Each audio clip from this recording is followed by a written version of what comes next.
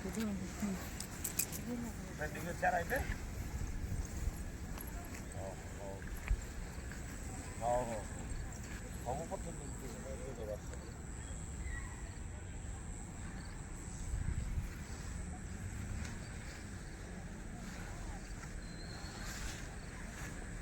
ମନ୍ଦାର ଫୁଲ ରହିକି ଫୁଲ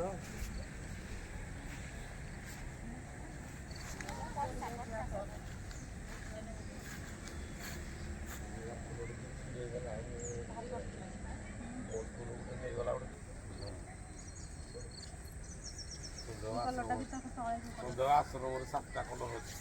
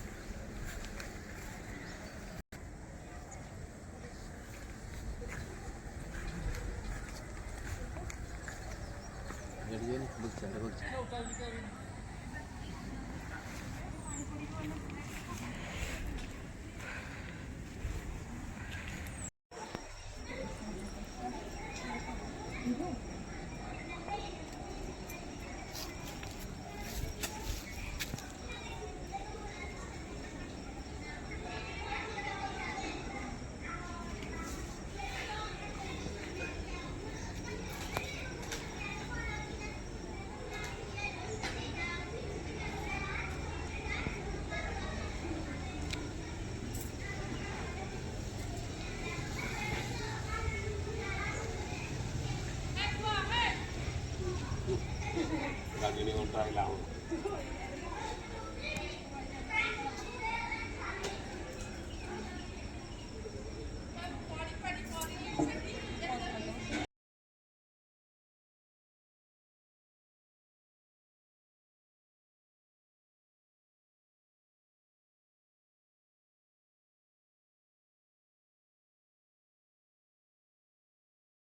ବର୍ଷା ପାଗ ପାଠ ପଢିବାକୁ କିଛି ଇଚ୍ଛା ହଉନି ଖେଳ ଖେଳିଲେ ମନ ଫୁର୍ତ୍ତି ଲାଗିବ ହେଲା ମୁଁ ଯାହା କହିବି ସେଇ ଅନୁସାରେ ଖେଳଟା ଖେଳିବା ପାଦେ ପାଦେ ପାଣି ଆଜି ଭଗ୍ନାଂଶ ପଢେଇବା ପାଇଁ ଏଇଟା ସାଧାରଣତଃ ଆମେ ଜାଣୁଛୁ ଯେ ପିଲା ସଂଖ୍ୟା ଏଇଟା ସଂଖ୍ୟା ମାଳି ସଂଖ୍ୟା ଗଣନ କରିବ ମିଶ୍ରଣ ଫେଡ଼ାଣ ଗୁଣନ ହରଣ ଏଇ ଦ୍ୱାରା କରିବ କିନ୍ତୁ ୟା ଦ୍ୱାରା ବି ଆମେ ଭଗ୍ନାଂଶ କରିପାରିବା କେମିତି ମନେକର ଏଇ ରେଡ୍ ମାଳି ଏଇଠୁ ଯାଏ ଆମେ ଜାଣିଛେ ଯେ 10ଟା ମାଳି ଅଛି এই 10টা মাଳିରୁ ମୁଁ କ'ଣ କଲି ସମ୍ପୂର୍ଣ୍ଣ 10ଟା ସମାନ ସାଇଜରେ ଅଛି ସମାନ ସାଇଜରୁ ମୁଁ 3ଟି ମାଳିକି ଅଲଗା କରିଦେଲି ତାହେଲେ ପିଲାଙ୍କୁ କହିବା ତାହେଲେ କେତେଟା ମାଳି ସମ୍ପୂର୍ଣ୍ଣ ଥିଲା 10ଟି ମାଳି ଥିଲା ସେଥିରୁ 3 ଭାଗ ମୁଁ ଅଲଗା କରିଦେଲି ତାହେଲେ ଭଗ୍ନାଂଶରେ ଆମେ ପ୍ରକାଶ କଲେ କେତେ ହେବ ପୂର୍ଣ୍ଣ ଅଂଶ 10 ଥିଲା ସେଥିରୁ 3 ଅଂଶ ମୁଁ ବାହାର କରିଦେଲି ତାହେଲେ ଆଉ କେତେ ରହିଲା ବା କେତେ ଭଗ୍ନାଂଶରେ ପ୍ରକାଶ କଲେ କେତେ ହେବ ଅଟୋମେଟିକାଲି ପିଲା କହିବେ ଯେ ନା 3 ବିଭକ୍ତ 10 ବୋଲି এই অনুসারে ইয়া দ্বারা আমি ভগ্নাংশ পড়ি পারলে সেইপরি আবাকসে আমি যে সজাউছে বিভিন্ন প্রকারর গোলি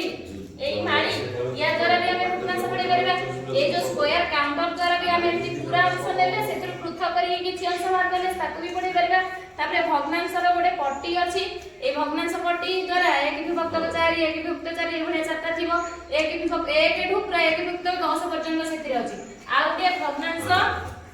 আকৃতির গোটে আছে ये पूर्ण सर्किल अछि बा पूर्ण वृत्त अछि ताकु मझिरो इति 2 भाग अछि कोथरे 3 भाग अछि कोथरे 4 भाग अछि एटा हेले